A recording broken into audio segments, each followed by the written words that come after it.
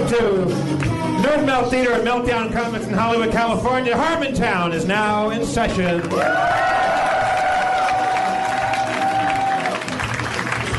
Won't you please join me in welcoming to the stage the mayor of Harmontown, Dan Harmon.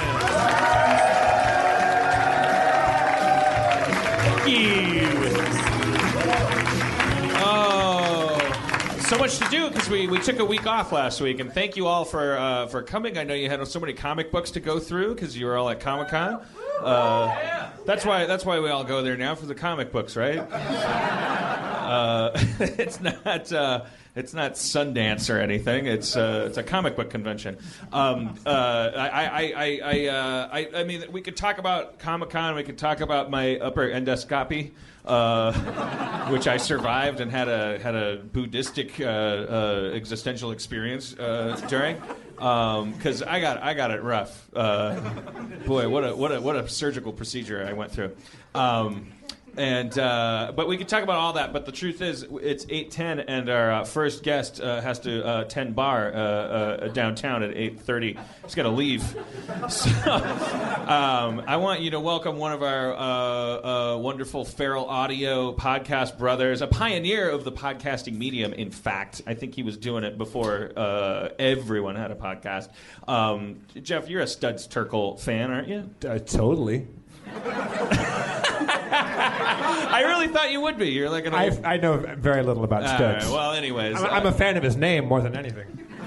Well, this guy, in some respects, is kind of the anti-Dan Harmon because he has very meaningful conversations in good interviews with very interesting people. And all I do is do bad interviews with people from Feral Audio. Please welcome Matt Dwyer.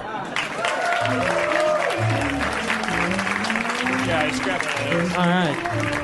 If you want to drink, someone I could have someone make you one. Or... Oh no, I don't want to work yet. So just if somebody else could bartend for me right now. Your podcast is called Conversations with Matt Dwyer. Yeah, very narcissistic of me. I'm proud to be a label mate of yours because I listened to a little bit of it today. You're one of those guys that I wish I wish I was like, but I know I never could be.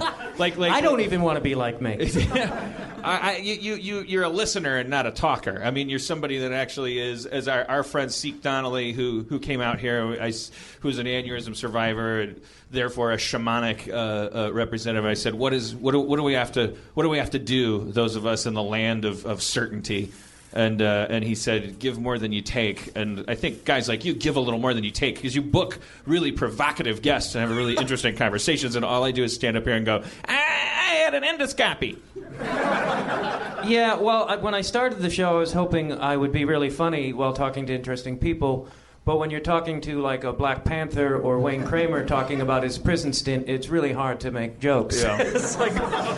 But you don't have to because that Black Panther dude, for instance, I was riveted. I had to do. I'm trying to write the first episode of Community right now, but I got you cranked up like I'm Terry Gross doing my research. I didn't want to embarrass myself. You're an adult coming in. I didn't want to be like, so what's your podcast about? I wanted to know. So Dan, what is his podcast about? It's about this Black Panther guy. 362 episodes with one Black Panther guy. We go each crime to each food. They also, because they did a lot of soup kitchen stuff. We talk about each soup extensively. What was that guy's name? Pat O'Neill? Pete O'Neill. Pete O'Neill. Yeah, he was a little less Irish than. Really weird though. He does have a brogue. Black Panther from Kansas City with a brogue.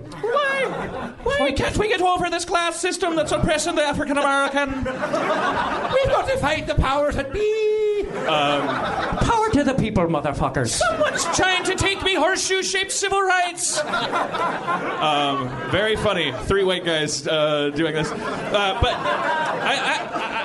one thing that he said that he said something so, well, I don't know if it was profound or if it was just sort of like narcissistic. I'm like, that's what I'm always saying, and a Black Panther's saying it. Because he said, by the way, just quick backstory, this guy was like kind of basically trumped up charges sometime in the 60s and has been in Tanzania ever since. Yeah, but like before he became a Black Panther, he was like a street hood. He was a pimp, I believe, which he doesn't even like to talk about. And then the Black Panthers changed his life. His charges were trumped up, but he does admit that he did smuggle some guns in his time. So he had done some pretty crazy things. And he talks about how the Black Panthers, the thing that he said that really perked my ears up was when he was talking about how the first thing they tried to do to neutralize the Black Panthers, propaganda-wise, was to call them a racist organization. And he said, racist organization, all we were preaching from the beginning was about class systems. And I was like, yes, this is exactly what I'm talking about. Race is an artificial construct. I'm always saying you don't have to read a fucking book to figure this out. You do not have to. I mean, it's great if smart people do smart work to try to figure this out, but it's right under everyone's nose. Children don't understand what race is. You get taught this stuff. This is about poor people and rich people. And he was saying, of course, as a black organization, your primary thrust is going to be on what the black community can do, as you would expect poor white people to have a primary thrust maybe on what poor white people could do. I'm putting words in his mouth at this point, but he and then he said we should all eat more bacon. No. Now I'm just trying to get back on Atkins. Black Panther said it. But it's always about class. It's always been about class, and it was so interesting that he could have the calm state of mind, having been basically exiled to Tanzania, where he's running an orphanage, that he was so like cool and objective about the global state of affairs. Yeah, he was, but he didn't. We've talked besides the podcast too, and he said it took him a long time to get there because I guess there was times in Tanzania where he'd like chase some dudes down the street with a knife and stuff. Like he used to be a little temperamental, but now he's like 77. So he's like getting a little tuckered out. Yeah, but he's still like this big, strong motherfucker. Like you wouldn't want to screw with him even at 77. He's a badass. You also, on that list of your legitimate interviewings, before we get to the thing that I think I really want to plug because it drops, I think Monday. Are we dropping it Monday? Can you give? Yeah, okay. Oh yeah. But that Monsanto guy, that was another big one. Like you, a lot of Monsanto fans here tonight. I didn't know if that was going to be somebody booing Monsanto or pro. No, they love bioengineered fruit. This is Los Angeles. Nothing grows here unless it's part giraffe. It's more comic book sounding to have. Yeah, these guys are nerds. Fruit. They love sci-fi. Like, of course, they want their oranges to glow in the dark. But you had this guy who wasn't specifically a Monsanto employee. He worked for the main research company that worked for Monsanto, and he couldn't. It sounds kind of bullshitty when you're like he couldn't say his name because it sounds like you're just being weird. But he couldn't because they'd come after him. And if you've ever seen any documentaries, Monsanto likes to fuck people in the ass, and he couldn't. He would get sued to high fucking heaven. So. Right.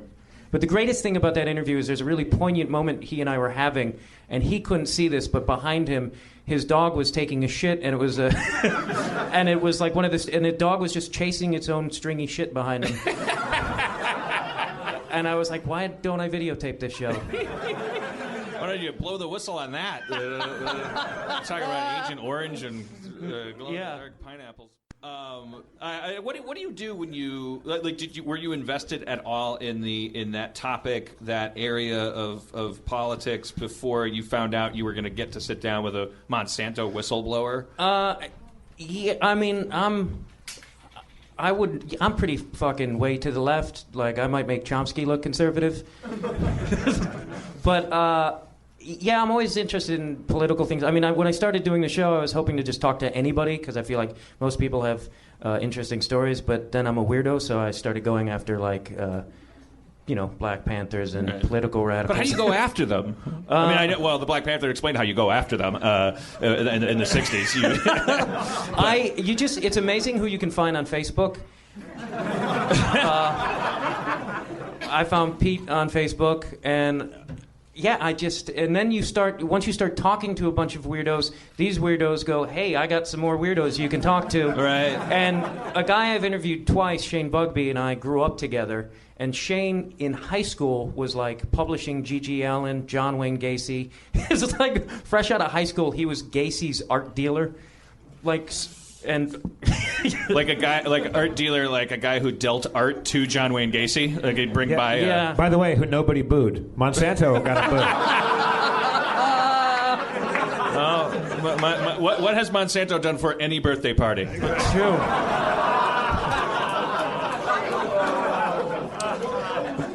But Shane has worked with Did this. someone say Joe Rogan's joke? I thought, or was that some weird mental projection? I think I thought I heard the words Joe Rogan's joke. Jim Gaffigan's joke, asshole. I'm not a stand-up. I'm sorry if my John Wayne Gacy joke was on someone else's set list. Anyways, please continue. Oh, just Shane is and you should listen to his episodes and Google Shane Bugbee, because he's a guy who's done incredibly crazy things, and like G.G. Allen, he stole Ed Gein's tombstone and toured it around the country. And then he started his own soda pop company. He's just some guy who does weird things like that. But he's hooked me up with a lot of these people, like Paul Krasner. He hooked me up with Paul Krasner, if you don't know who Paul Krasner is. Oh, Paul Krasner. Paul Krasner created The Realist, which was like this really heavy-duty satirical magazine in the 60s. That was, and the greatest thing about Paul Krasner is he tripped on acid with Groucho Marx. So that's, and he tells the story on my show. So he really saw time fly like an arrow and fruit fly like a banana. That actually happened. And Shane's the one who hooked me up with Lucien Greaves.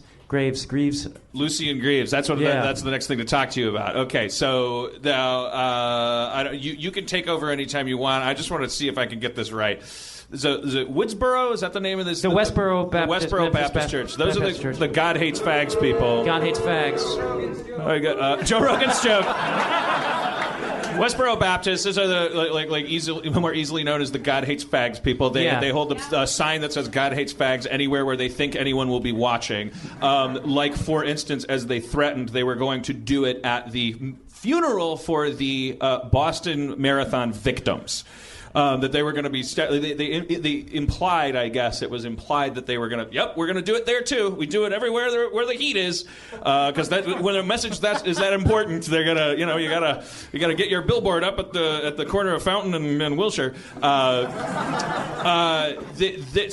the head of their church, Fred Phelps. He has a dead brother? I think it was his mother. So this organization called the Satanic Temple. Yeah. They did what they called a pink mass on the grave of his grandmother. Turning her gay in the afterlife. They did a satanic gay ritual. So Fred Phelps' mom is getting hit with a strap-on as we speak. And it really blows my mind. I went down a rabbit hole today. I was like, okay, who are these Satanist guys? I went to their site, and their name is the setup, and the punchline is the fact that they're good people. As far as their tenets go, I went down there. They have 9 tenets on their front page of their site. It is you follow your compassion, be good to other humans, never push your beliefs on anyone else. Let people do whatever they want. Always keep an open mind. All this nothing to do with Satan or eating a chicken heart or anything. Yeah, they don't do any. That's the weird misconception of, and we talk about the misconceptions of Satanism, and we also talk about how this pink mass, which the media treated as something that's been going on for hundreds of years. Yeah, right. Sorry, I should be clear because I'm a bad interviewer. This drops on Monday on your podcast, Conversations with Matt Dwyer. You got to have a conversation with Lucien Greaves, yes, the head of the Satanic Temple. And I rarely get to brag about anything in my life, but he turned down a bunch of people, including Maron, to do my show. So that's... So, take that, Mark Maron, and all your money. Take that, Mark Maron. Can you book us on your show? And there is going to be, because there is something, and I wish I could say what it is, but I can't. There's going to be a big twist in this whole Lucien Greaves thing, which Shane Bugbee, who I talked about, is going to is going to break on in Vice magazine, and then I'm going to do a follow-up interview with Lucien as well. Wow, it's like NBC's Star-Crossed Thursdays back in the old days. Matt Damon's going to be in Central Perk, but then also Daphne's going to be on MASH. I don't know. I haven't watched TV in a long time.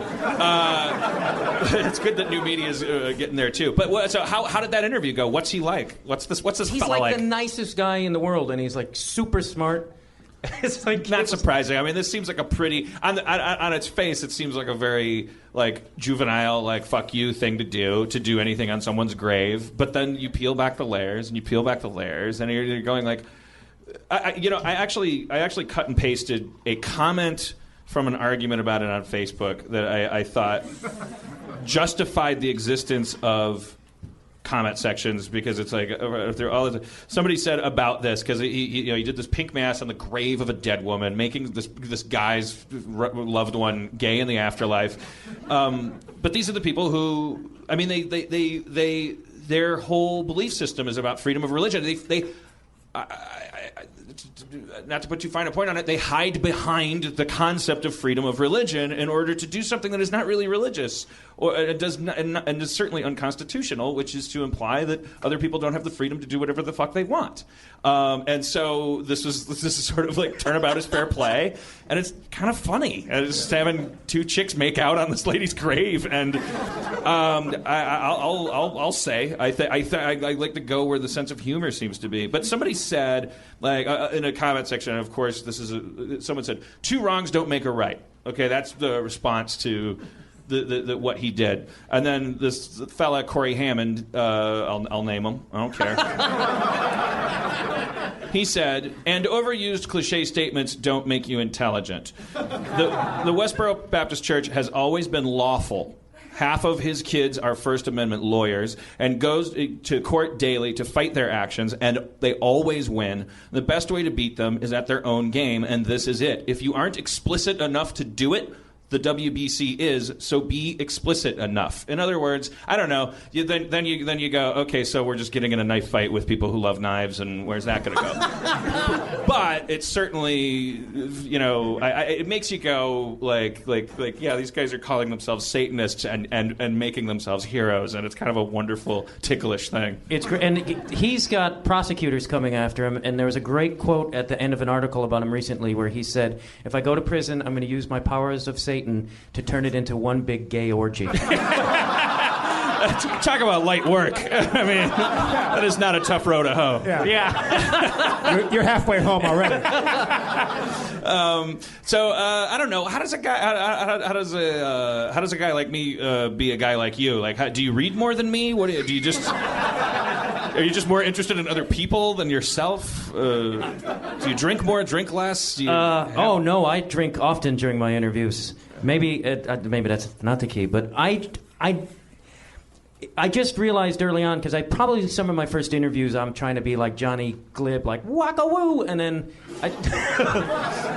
I was just like, this isn't about you. Like, I just quickly realized it's like, these people are, I'm talking to people who are far more intelligent than I'll ever be and far more fucking interesting. So shut the fuck up and learn something. I can't break that barrier. How do you get there? You're smarter than me, so maybe that's different. That's not true. But it's like I interviewed this guy Dan Kovalik who sued Coca-Cola for paramilitary. My name's Dan.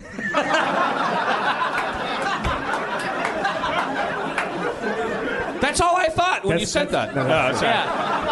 Please continue. Oh no, he's a lawyer who sued Coca-Cola for death squads in Doug Stanhope's joke. Coca-Cola was killing union organizers in Colombia, and he found a loophole in our government or our laws to sue Coke. And it's like, there's a documentary about it actually, and we don't talk about it much. But like, I'm like, what am I gonna fucking joke around or out-talk this guy about? Right. It's like, this guy's a super. But how do you ask? What do you ask? I mean, how do you have to engage them and get them to the places where you want them to say stuff? But so you have to know all kinds of stuff, and then. I'm such a bad interviewer. It's the running joke. Yeah, I mean, I guess maybe part of it is I came from an improv background, because I don't like have a lot of notes. When I have like maybe 5 things written down, and I'll just, if something usually somebody will say something that piques my interest, and I'll wait for them to finish, and hopefully I can just like be like, how about that? Like, do you take notes while they're talking? Do you mental notes. Notes. I interviewed this guy just a couple days ago who's an amazing artist, Rod Luff, or Rodrigo Luff, but look up his work. But he said something about how sometimes he'll create something and he'll find it embarrassing, and then he talked for a bit, and then I was like, all right, why would somebody be embarrassed about it, like this brilliant artist, who's actually here, by the way?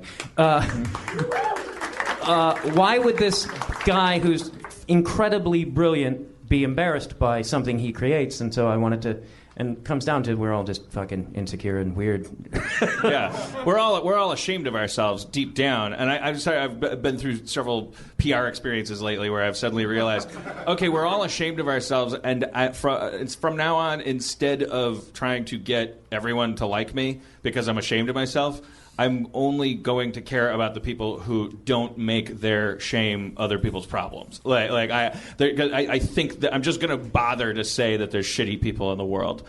I'm not gonna keep preaching this thing where I'm like, I love everybody. Fuck half of the people. Yeah. Specifically the half of the people that make their very human shame someone else's problem. Someone that says, like, I'm ashamed of myself, so shut up over there. Stop talking. Don't say that. Everybody be quiet. Everybody be careful. Because I have to be, because I have some weird fucking thing about me, or I don't know how to talk. Like, fuck those people. I'm sure they're not evil, but you gotta have an enemy, I guess, according to them. Yeah.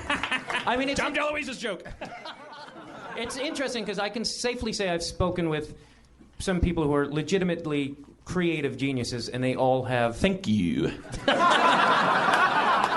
I was just about, Dan Harmon. But yeah, and it's all like none of them really fully go, yeah, I got this. Yeah, I mean, well, you can't. Yeah, you can't. You can't. Yeah. I think Not and help people. Not and be effective at all. Yeah. Like you have to be fucking terrified in order to be someone effective, I would think. Otherwise, what do you? Yeah, you be some weirdo. You have to have a little. I don't know if this is the Irish working class bullshit in me, but like, I think you can't really be good at anything unless you kind of hate yourself just a little. Yeah. I mean, that's what I love about myself, is how much I hate myself. I hate how much I love you. All right, you're a better interviewer than me. Ask me something provocative. And See what Dan did just there? He created a construct where he would have someone ask things about him. I'm looking for a closer. I'm not going to generate it because I'm not him. Yeah, but you could have had him interview somebody in the audience. You chose. Oh, okay, good idea, Jeff. Very smart. Jeff's sober tonight. He's on a cleanse.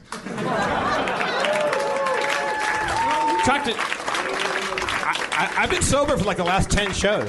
I ate 4 steaks today. Hey, Enty, will you have a conversation with Matt Dwyer? This is Enty. How are you? Hi. Oh, shit balls. I only had a little bit of vodka and I'm falling off the goddamn chair. Enty's a regular here, but okay, just dive in. Without knowing anything about what do you do? Right, fucking getting deep. I mean, are you a creative sort? Or? Well, yeah, I want to do writing and stuff, but I recently was let go of a job that I had. What was the job? Black Panther. I mean, was it? He was an Irish Black Panther. Trumped up charges. I worked like in social media, and I did like movie marketing stuff. That's just called tweeting that you liked Iron Man 3. That never paid anything. So are you taking that as like, all right, I could fuck this, I'm just going to dedicate my life to writing? Oh, well, no, I wanted to do writing before that. No, I know, but taking the job is, like, losing your job is maybe like a sign of... Yeah, like maybe it was time that it needed to happen. Because I kind of wasn't happy there, so I was like, okay. See, Dan, you guys, I'm going to hit pause in this interview. You're not watching because you're making yourself another cocktail over there. But I've just noticed a little trick that you can employ when you interview people. He's looking right at him. It's very uncomfortable for people with my condition. Okay, sorry. Play. What kind of writing are you going to do? Screenwriting. You should have said sitcom writing. Well, I actually... He's doing the long con. It's going to take a couple years. Enty's better than Anatoly, who came up a couple weeks ago and was like, hire me as a director. I'm from Russia. Oh, okay, Anatoly's here. Hello, Anatoly. Good to see you. And Anatoly was at Comic-Con. Anyways, sorry. Derailed your interview. Oh, I thought you just said thank you. It was nice seeing you. I thought. I thought you ended it. Oh, because you have to go? No, because it was a big laugh. I know. All right, Matt Dwyer. Hey! He's got to go to work. Let him go to work. Thank you, sir. Matt Dwyer. Good to see you, Matt. Hello. Thank you, NT. Thank you, NT. So that episode that we were talking about, he sits down with Lucian Greaves, the head of the Satanic Temple, I'm probably butchering this, about this pink mass thing that took place on this grave. It's bound to be It's hilarious. Pretty interesting interview. But I've not listened to his podcast. I've known Matt for a few years, not very well, but doing Acid with Groucho and gay post-mortem grannies, this is good stuff. Yeah. I like it. Yeah, he's a better person than me. Why don't you marry him? All right.